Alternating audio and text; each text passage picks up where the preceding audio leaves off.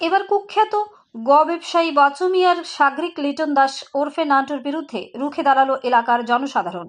ঘটনার বিবরণে প্রকাশ। শুক্রবার প্রভাতকাল থেকে অবৈধ গরু ব্যবসায়ী লিটন দাস ওরফে নান্টুর নেতৃত্বে লিটন দাস ওরফে নান্টুর দুটি বোলেরো গাড়ির মধ্যে অবৈধভাবে বার্মিজ গরু বোঝাই করছিল। গাড়িগুলির নাম্বার হলো TR05H1563 এবং TR05F1797। ঘটনা উত্তর জেলার পানিসাগর মহকুমার উত্তর দেওছড়া এলাকায়, উত্তর দেওছড়া উচ্চ মাধ্যমিক বিদ্যালয় সংলগ্ন এলাকায়। এবার ঘটনার প্রসঙ্গে আসা যাক। দীর্ঘদিন ধরে লিটন দাস ওরফে নান্টু ফটিকরায়ের বচু মিয়ার নেতৃত্বে উত্তর জেলার পানিসাগর, রামনগর এবং কদমতলা বাজার থেকে গরু কিনে, তাছাড়াও মিজোরাম থেকে বার্মিজ গরু কিনে এনে উত্তর জেলার পানিসাগর হয়ে এবং উত্তর জেলার ধর্মনগর, আনন্দবাজার হয়ে কৈলাসহর হয়ে ফটিকরায় অবৈধভাবে এই গরুগুলিকে মজুত করে পরবর্তী সময় ফটিকরায়ের বাসিন্দা বচু মিয়ার বাড়ি থেকে গরুগুলো ত্রিপুরার বিভিন্ন সীমান্ত দিয়ে বাংলাদেশে চড়া দামে বিক্রি করে এই গরুগুলো বচু মিয়ার। পাশাপাশি লিটন দাস প্রায় সময় বলে, আমাদেরকে আটকানোর মতো কারোর সাহস নেই। সে এও বলে থাকে, উত্তর জেলার বিভিন্ন থানার পুলিশকে মোটা অঙ্কের বিনিময়ে ওর পকেটে ঢুকিয়ে রেখেছে, তাই তাকে আটকানোর মতো কারোর সাহস নেই। অবশেষে দেওছড়া সহ তিলথই এলাকার জনসাধারণ সেই সাহস দেখালো এবং পানিসাগর থানার মুখে জামা ঘষে দিল। পরবর্তী সময় ঘটনার খবর পেয়ে ঘটনাস্থলে উপস্থিত হয় নির্লজ্জ রাষ্ট্রপতি কালার্স প্রাপ্ত পানিসাগর থানার পুলিশ বাবুরা, কিন্তু জনসাধারণ পুলিশের হাতে গরুগুলো দিতে নারাজ। তারা দাবি জানায়, ভারত বাংলাদেশ সীমান্তের দায়িত্বে থাকা বিএসএফ এর হাতে তুলে দেবে গরুগুলো।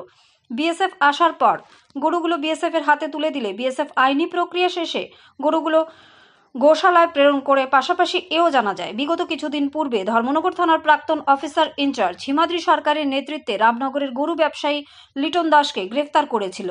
এক সপ্তাহ জেল হাজতে রাখার পর সে ছাড়া পেয়েছিল। পরবর্তী সময়ে জেল থেকে বেরিয়ে পুনরায় তার এই অবৈধ গরু ব্যবসা শুরু করে দিয়েছে বলে অভিযোগ স্থানীয়দের। এদিকে এও জানা যায়, আজ অর্থাৎ শুক্রবার কাকভোরে দেওছড়া এলাকার জনতা লিটন দাসের সাথে জড়িত থাকা এক গরুর ব্যবসায়ীর সাগরিককে আটক করে এবং উত্তম মধ্যম দিয়ে পানিসাগর থানার পুলিশের হাতে তুলে দেয়। পুলিশ তাকে পানিসাগর হাসপাতালে নিয়ে যায়। বর্তমানে হাসপাতালেই চিকিৎসা চলছে তার। জানা যায়, ওই ব্যক্তির নাম রাজীব উদ্দিন বাবা রাজব উফতাকালী, 4 নং ওয়ার্ডের বাসিন্দা।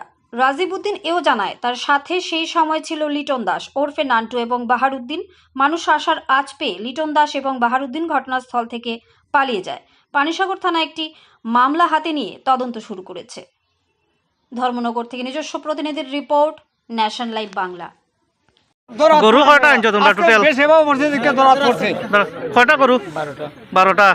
দুইটা ছোট গাড়ির মধ্যে 12টা গরু তোমরা কেন দেখালা? গরুর দিয়ে শিঙুং বাঙ্গা নাকে দিয়ে রক্ত পারার তোর আর কি মানে মায়া মমতা নাই? হ্যাঁ, এটা তো আজকে বাংছে, রক্ত আজকে পড়ে।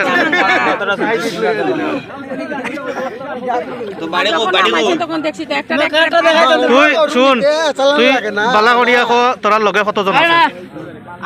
লগে কতজন আছে? লিটন কিতা তার বাবার নাম কিতা জানোস না? আর কে আছিল? ড্রাইভার কয়জন আছিল? দুইটা গাড়ি আমরা দেখছি, একলা তো বাহার বাহার কই গেছে বাহারের গাড়ি কইবে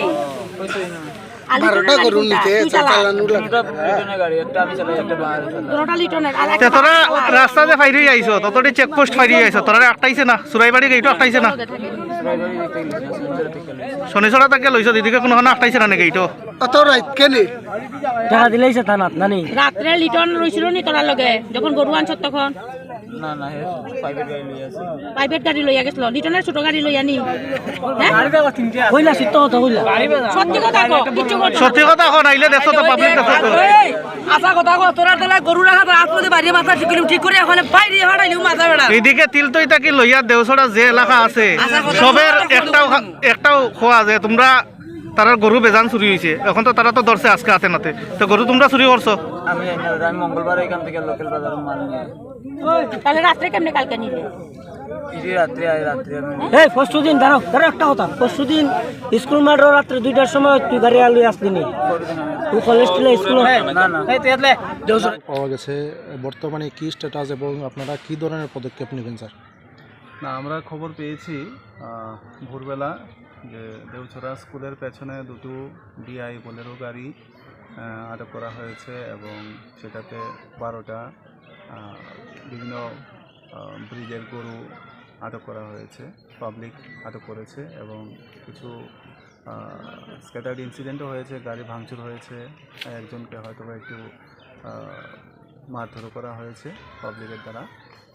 তো আমরা আসলাম এখানের মধ্যে, ঘটনার সত্যতা পেলাম, ফায়ার সার্ভিস একজন লোককে হসপিটালাইজড করেছে। আর এখানের মধ্যে 12টা গরু আছে, গাড়ি দুটো আছে।